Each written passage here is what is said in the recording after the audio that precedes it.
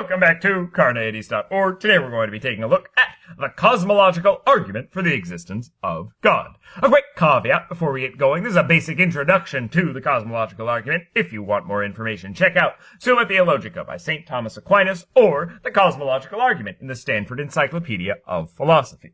With that out of the way, let's get started. Now, there's a number of different versions of the cosmological argument that are out there. In this video series, I'm going to be focusing on two.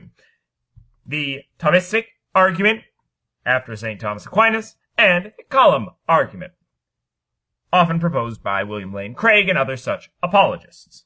Once I propose these two arguments, I'm going to then follow those videos up with a number of objections that have been offered both by famous philosophers, and then I'll see if I can get in on the fun as well.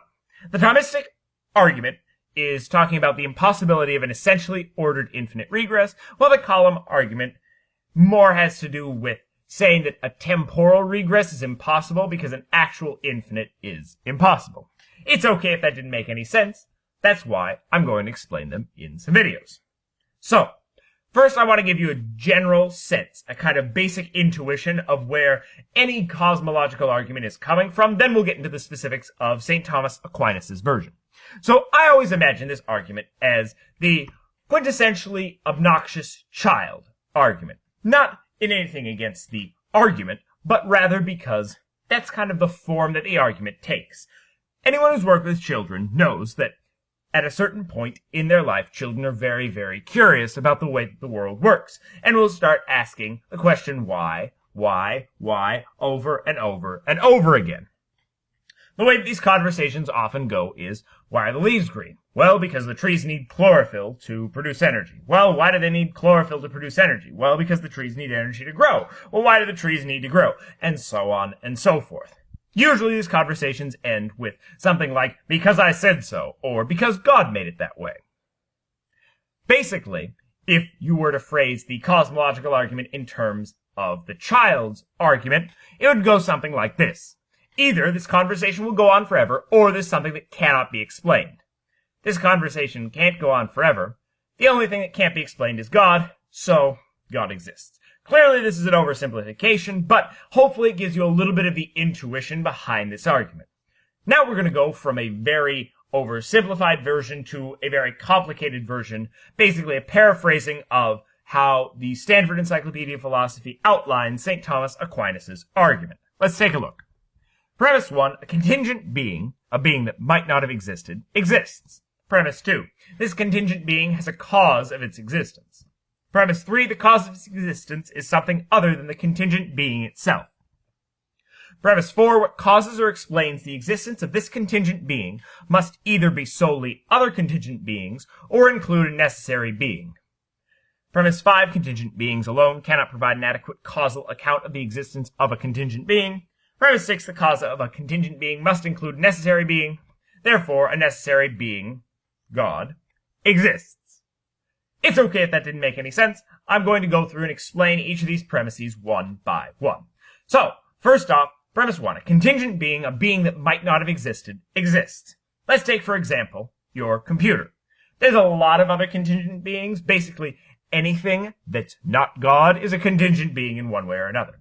There's some possible world where your computer doesn't exist.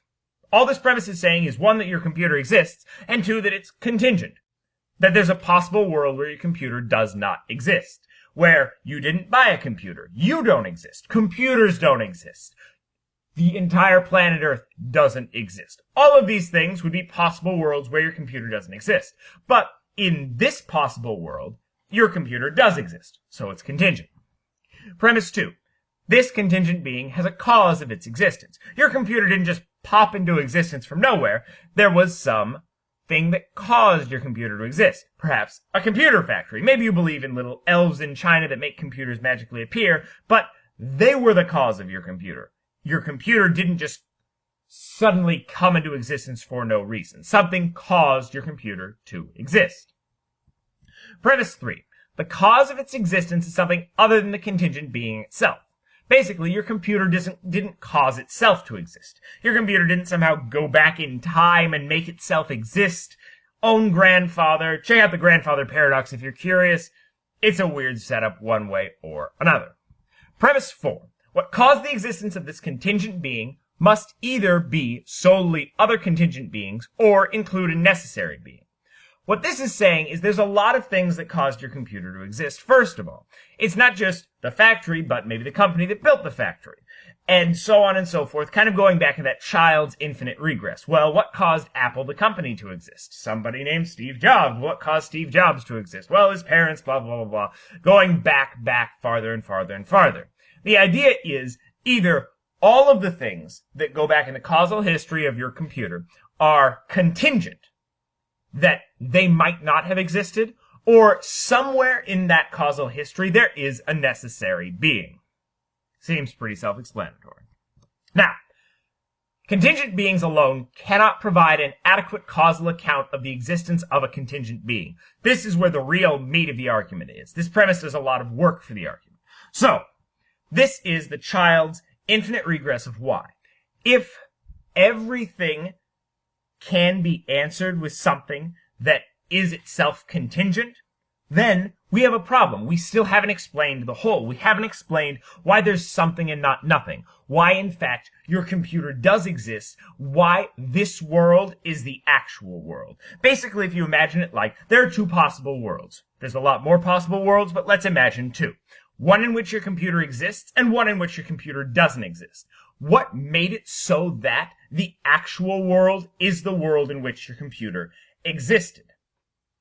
The only thing, according to this premise, would be some necessary being, some being that's not contingent, some being that exists in all possible worlds that picked this world to be the actual world. If something might not have existed, its existence cannot be solely proved by something else that might not have existed, because it would just go back in an infinite regress. The only way to do it is to have some necessary being at the end of the chain that started it all.